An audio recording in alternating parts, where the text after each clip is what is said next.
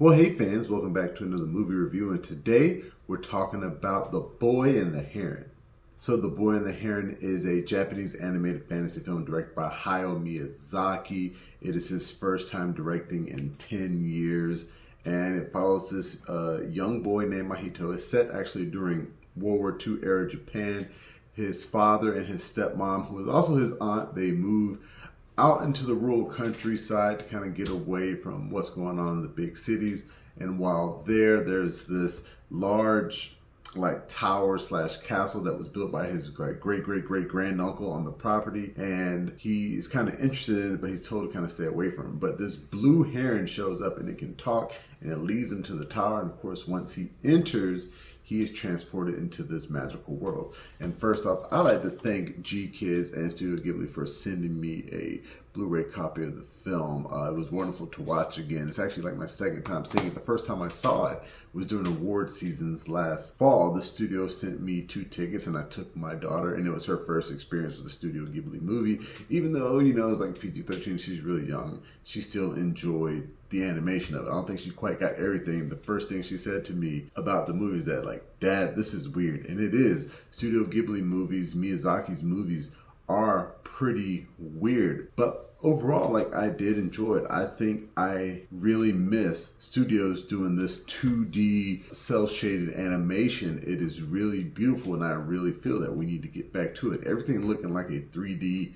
Pixar movie, it's fine, but it's not. I like seeing the different types of animation, so to speak. And Studio Ghibli nails that. The color palettes look beautiful. My favorite Studio Ghibli movie of all time is Kiki's Delivery Service. It's the first one I saw, and hands down, it's still my favorite. And I think they still have that same feeling that you get from watching those old movies in the 80s and the 90s. Today, Miyazaki came back with a tour de force in terms of just generating animated art. And like I said, it is weird, and I agree with my daughter. It's a very weird story, especially once you get into that spiritual world. But just looking at how beautiful the animation is, it is hands down one of the best looking animated films I've seen in a long time. And there are so many voice actors involved, and the Japanese voice actors, I don't really know that much about. Unfortunately, I did watch the dubbed version. That was just easy for me. That's typically how I watch my Studio Ghibli movies. But you know, you got Robert Pattinson, Karen Fukuhara, Gemma Chan is in there. Who else? Batman,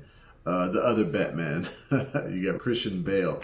He voices the dad. So all these English voice actors, I think, did a great job. I'm pretty sure the Japanese voice actors did a great job as well. But it was nice hearing their voices attached to some of these characters. Surprisingly, to me at least, this film won Best Animated Picture at the Academy Awards this year. And I did not think it was better than Across the Spider-Verse, but it did win. And I can see all the reasons why it would win. You got Miyazaki coming back to direct an animated feature after being away from the game for 10 years. It's a Studio Ghibli movie. It doesn't look the same as all those other movies.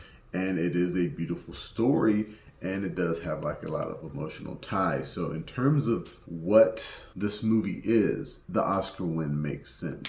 And in terms, it's not my favorite Studio Ghibli movie. I haven't actually made that list. I should rewatch them all and try and make like a tiered list to see where this sits. But it is somewhere probably within the middle. Like I said, Kiki's Delivery Service is my favorite. Like in terms of a score, I would give The Boy and the Heron a decent 8 out of 10. Like I said, I enjoyed watching this. I enjoyed watching it with my daughter. I enjoyed the animation. It looked beautiful. If you are a fan of Studio Ghibli movies, if you're a fan of Hayao Miyazaki, if you're a fan of anime, Japan in general, I definitely recommend that you check this movie out and buy the Blu-ray. These Studio Ghibli movies are actually hard to find. So I would try and, you know, get your hands on a whole box set if you can, especially since normally they don't give you a digital copy either. You have to buy the digital separate. I only own like Grave of the Fireflies on digital. But yeah, please check this movie out, The Boy and the Heron. Something the whole family can enjoy. I'd like to thank you guys again for joining me for this movie review. Remember, you can find the full review on YouTube and the website, thefrogllc.com/flixfrog. Remember, you can find us on Facebook, Instagram, Twitter, and Reddit. And please, pretty please, make sure that you like, share, and subscribe. And until next time, I'll be seeing you.